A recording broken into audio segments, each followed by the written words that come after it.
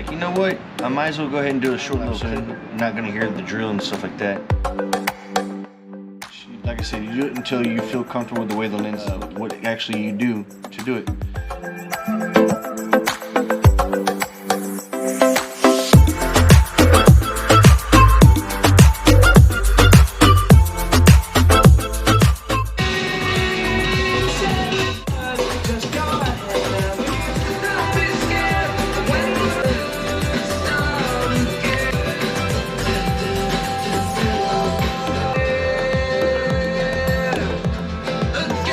What I'm able to be moving, what I'm supposed to be doing on here, and what little plastic I melted on there.